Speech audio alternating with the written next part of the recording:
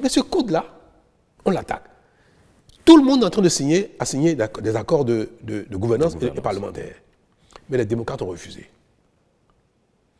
Le président Yaï a refusé que les démocrates signent un quelconque accord avec qui que ce soit, y compris l'FCBE. FCBE est une partie... C'est une déclaration choc.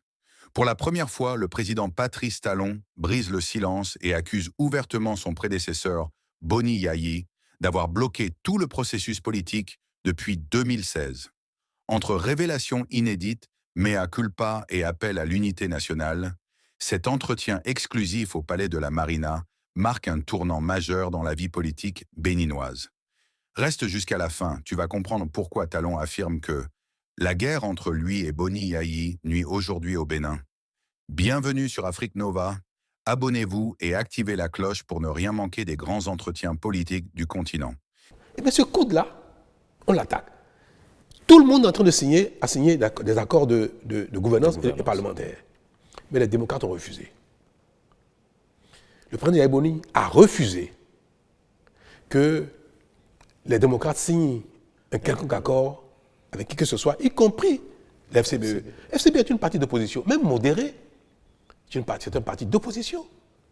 Si les démocrates avaient signé avec l'FCBE un accord de gouvernance et d'accord parlementaire, le duo candidat à l'élection présidentielle des démocrates ne serait pas tombé, malgré la défection d'un de leurs. Oui. Parce que l'FCBE dispose, je crois, de 6 ou 7 combien de parrainages. Les parrainages de l'FCBE auraient permis aux démocrates d'être présents aux élections. Donc ils ont choisi de marcher sur la corde raide, sur le fil du rasoir. Ils se sentent si forts, c'est très bien. Mais en ce moment, quand on a choisi de marcher sur un fil et qu'on tombe, il ne faut pas chercher les boucs émissaires ailleurs. Je suis malheureux de le dire et de le répéter. Je suis malheureux que les démocrates n'aient pas les élections présidentielles. Ils avaient la possibilité de le faire. Ils pouvaient signer un accord avec l'FCBE. Et moi, j'ai demandé même à l'UP et au BR de rester disposés à signer avec les démocrates un partenariat ou un accord de gouvernance. Si je l'ai dit publiquement, devant le peuple, avec les jeunes, c'est parce que c'est ma consigne. Et je l'ai dit pour que les cadres des deux partis UPBR entendent publiquement que le président de la République, qui est aujourd'hui le chef de la majorité, souhaite que UPBR puisse signer avec n'importe quel autre parti, y compris les démocrates. Je l'ai dit publiquement. Qu'est-ce qui, honnêtement, pourquoi Yaï ne peut pas accepter de signer un accord avec ceux-ci et dire que si vous gagnez ou si je gagne, nous pouvons travailler ensemble. Mais cette déclaration ne veut pas dire qu'ils ont l'obligation demain de nommer des ministres de partis. Non, c'est juste l'intention. À la limite, même ils peuvent ne pas le respecter plus tard. Mais ce serait bien que le peuple entende, qu'eux-mêmes se disent, travailler ensemble n'est pas un problème quand on est dans le même pays. C'est tout ce que voulait le Code. Et cela leur aurait permis, cette déclaration d'intention leur aurait permis aujourd'hui d'être candidat au présidentiel. Si vous permettez, allez-y, monsieur le président. L'élection législative arrive bientôt. Ouais.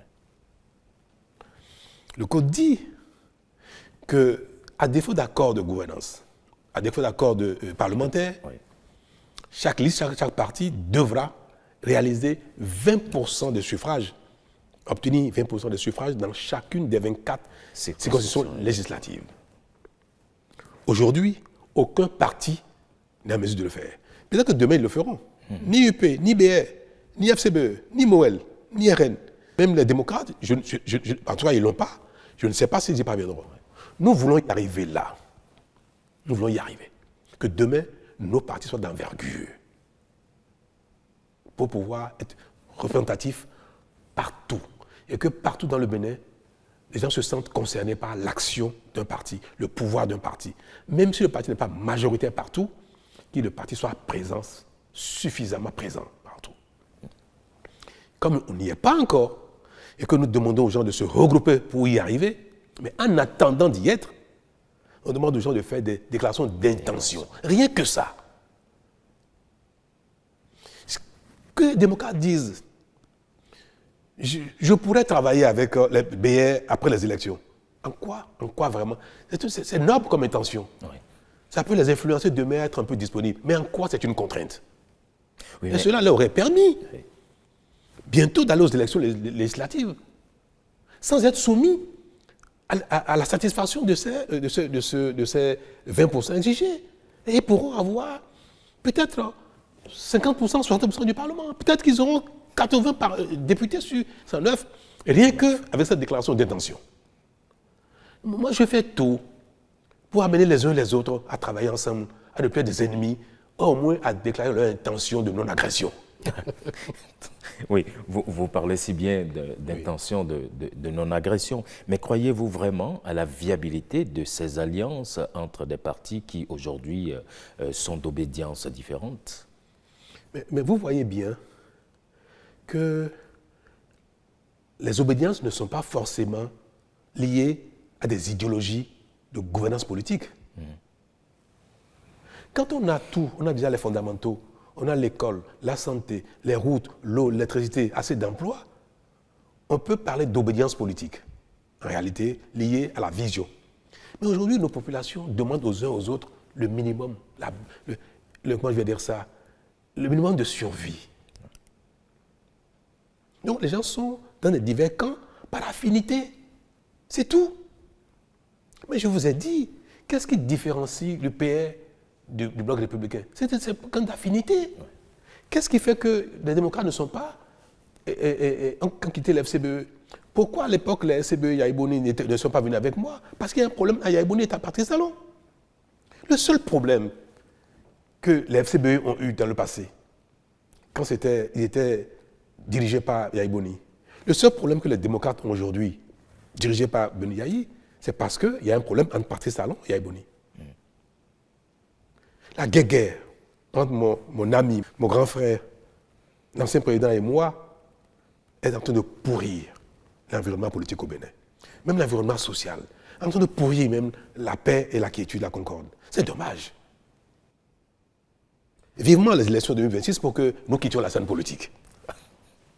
Je voudrais tant. Vous le souhaitez? Ah oui, que lui et moi, on quitte la scène politique. Ça c'est peut-être vous, mais peut-être pas lui. Mais je voudrais qu'il quitte aussi la scène politique. Ouais. Quand à la limite, on se retrouve dans un conseil de sages pour donner des conseils aux gens, pour faire des arbitrages. Le Sénat voulait vous dire? Mais pourquoi pas? Je ne sais pas quel nom ça va s'appeler, mais ce serait bien que nous quittions la scène politique. Notre relation nuit au Bénin. Moi, je fais tout pour qu'il en soit, que ce soit différent, que ce ne soit plus ainsi, mais je n'y arrive pas. Je n'y arrive pas. Je suis pressé que le terme de mandat arrive pour que les Béninois vivent autre chose en dehors de Talon et de Yaïboni. Vous savez, en 1990, à la conférence nationale, pourquoi les conférenciers ont mis la limite d'âge aux élections présidentielles, 70 ans? Pourquoi? Ça a été affirmé. Les anciens présidents que le Bénin a connus jadis, Maga, Arouma Degbe, Apiti, Zissou, ont pourri la vie aux Béninois par la compétition politique, par la guerre de leadership. À la conférence, paix à l'âme d'Apiti, Apiti n'y était plus, mais il restait encore 3. Maga, Arouma Degbe, Zissou. Presque à l'unanimité, sauf les 3. Les confédérations ont décidé de les mettre à l'écart,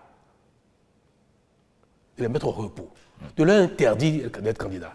C'est ça aussi, les lois des pays sont faites pour régler les problèmes qui se posent au pays. Moi, je demanderais bien au Béninois, au Parlement, de voter une loi constitutionnelle pour interdire à Talon, à Yaïboni et à Soglo de faire la politique. Qu'on aille passer nos vacances au village. Votre retraite plutôt. Mais ça devient impératif pour le Bénin. Et je vous le promets. Si les Béninois apprennent à nous oublier demain, les choses changeront très vite dans le pays. Plus vite